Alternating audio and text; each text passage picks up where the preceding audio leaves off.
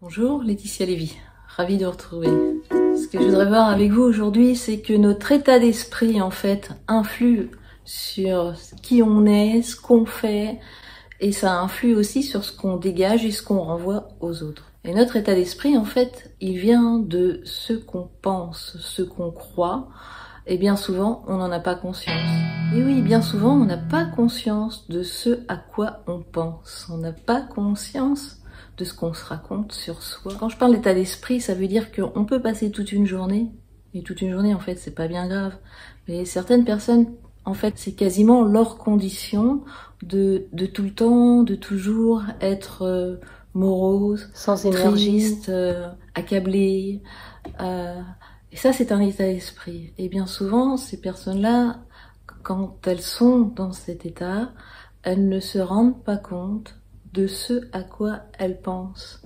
Elles se rendent pas compte de la manière dont elles se traitent, dont elles se parlent, dont elles s'estiment.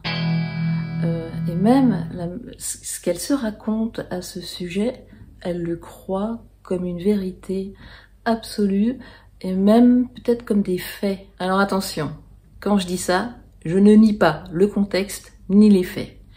Par exemple, oui, il se peut que vous en ayez marre d'habiter là où vous habitez. Oui, vous avez envie d'avoir une maison.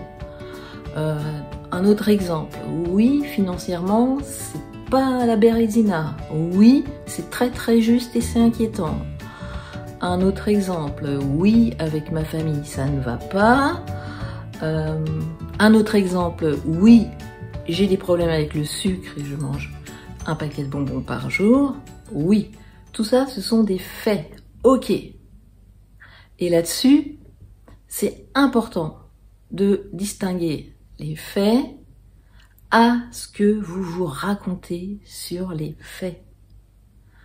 Parce que à ce moment-là, il y a deux problèmes, entre guillemets. Et peut-être même que le premier problème n'est pas tant un problème que ça. Parce que simplement, c'est peut-être juste naturel de s'inquiéter financièrement. C'est peut-être juste naturel d'avoir envie d'une maison. Et moi, là où je vous invite à porter votre attention, c'est à voir tout ce que vous vous racontez au sujet des faits.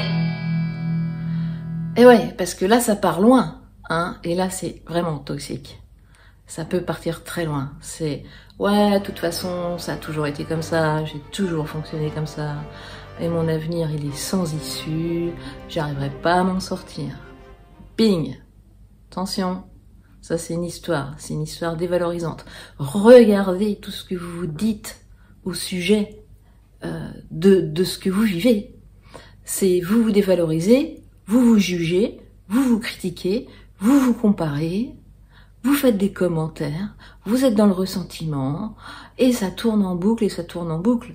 Okay. Donc, du coup, ça devient comme un état d'esprit, et on devient ça, on devient ce qu'on pense, on devient lourd, on devient triste, on devient sans énergie, et ça transparaît et ça transpire, même si on n'a pas envie de le montrer. Et on s'en veut encore plus, et on s'aime encore moins. Donc je travaille beaucoup avec des personnes pour les amener à voir ça, et à les amener à devenir leur meilleur ami. Regardez bien, bien souvent, la manière dont on se parle, dont on se traite, dont on se considère, ou comment on perçoit notre avenir, on laisserait pas notre meilleur ami se parler, se considérer, se traiter, ou se raconter des histoires de la sorte, sans intervenir. Et pourtant, c'est bien ce qu'on fait avec soi. Et moi, je vous invite vraiment à le conscientiser, à vous en rendre compte. Je vous remercie pour votre attention. Et puis, c'est d'avoir envie, quoi. Aussi. Vous voyez comme ça se passe à l'intérieur de soi. Vous êtes la personne la plus importante, et il n'y a que vous qui pouvez vraiment, vraiment prendre soin de vous. Merci.